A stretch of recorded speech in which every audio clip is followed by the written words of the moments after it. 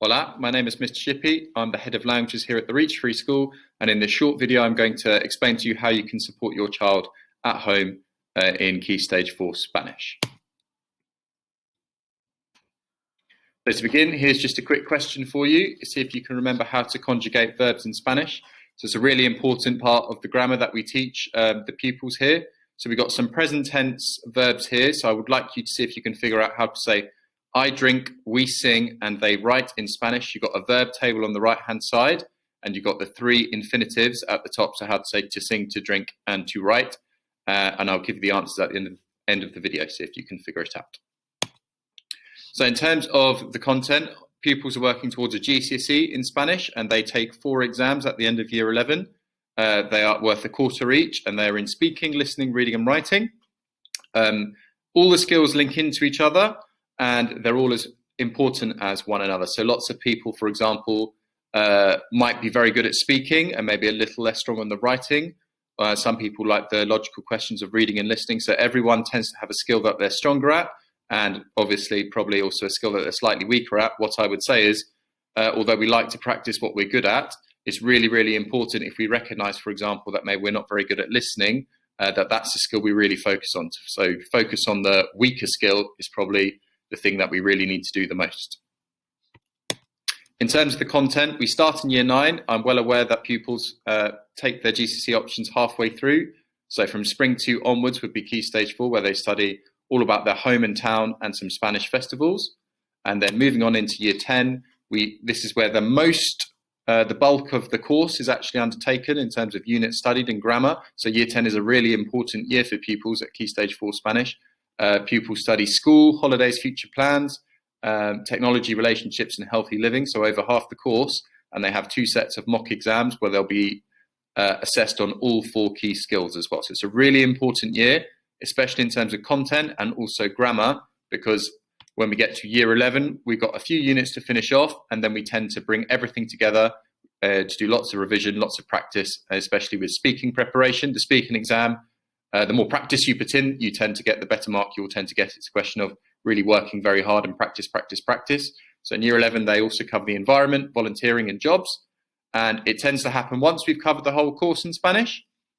Given the nature of the subject, lots of the questions that pupils will get in a GCSE exam will have one sentence about jobs, one sentence maybe about school, one about future plans. So it's really important once we finish the course that everything then starts to come together. So we aim to give pupils a good term or a term and a half to finish and revise.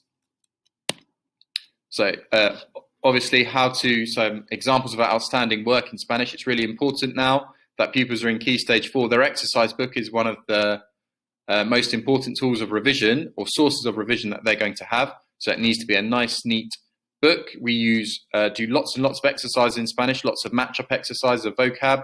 So it's really important that pupils work mark with a purple pen. So if they spelt a word wrong, they need to correct it with a purple pen so they know what the correct spelling is. And it's just little things where maybe we're a little bit different to other subjects. Writing the dates in Spanish, for example, numbers, months of the year, and dates, they come up a lot in Spanish questions. So if pupils write the date in Spanish every lesson, they tend to know them very, very well, and it will help them in their exams. We also have something called, if you can see on the right-hand side, called a reto. A reto is a challenge task in Spanish. Reto means challenge in Spanish. And we would encourage pupils, there's one for every task, pupils to complete as many of those as possible, because it would really help them progress. If you've watched the Key Stage video before, you'd be well aware that we make pupils learn words on Quizlet to learn their vocabulary rather than doing it the old-fashioned way where they had to write words down in a vocab book.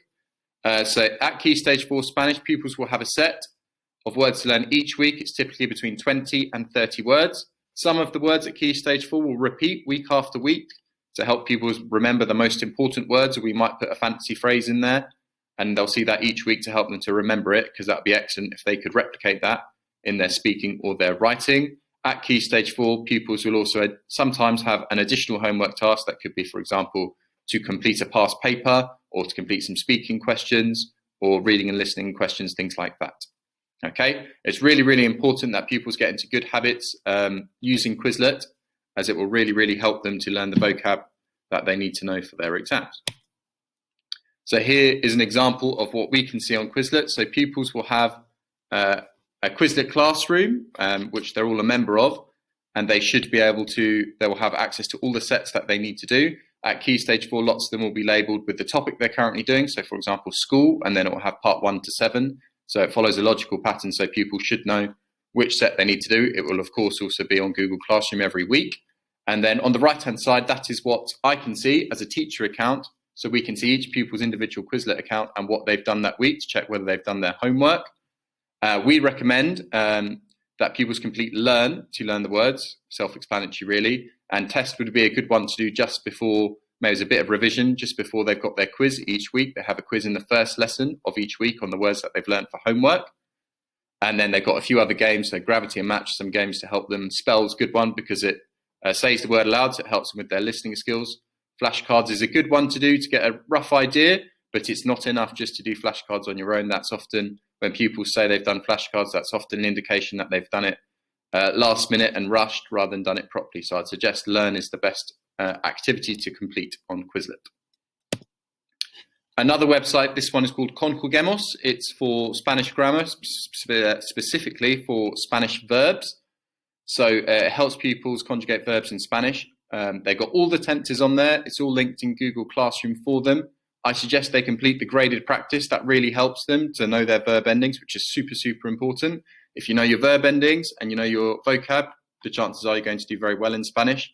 I would suggest that pupils, when they do this activity, we do it sometimes in class, probably 10 minutes maximum. It's quite intense. I wouldn't expect pupils to be conjugating verbs for any more than 10 minutes at a time. I'd much rather in Spanish they did things little and often rather than did nothing and then spent an hour once a week. It's better to do things little and often. There are other games on Conjuguemos as well if they wish to play those, but graded practice is probably the one we'd point them to first.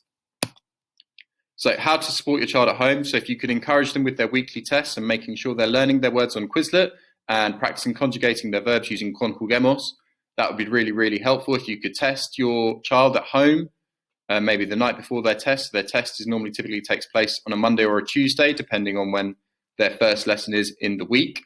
That would really, really help them because their homework will be the same each week unless they have a formal assessment to learn their words. Okay.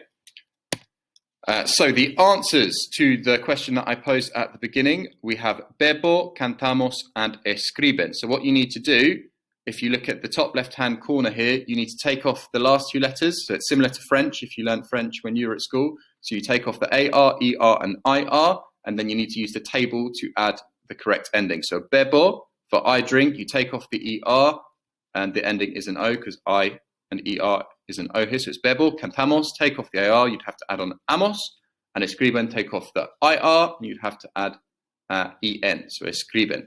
Well done if you figured that out. Here linked are some helpful links to help your pupils at home. So we have Quizlet and Conjuguemos that I've talked about.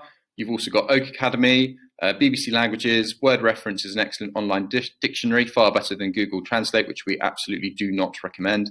You've got Languages Online there, Google Classroom, and you've also got Lyrics Training, which is good for listening skills, where pupils, it's a bit like karaoke, they have to listen to a Spanish pop song, and they have to click filling in the gaps, so it's good for their listening skills there.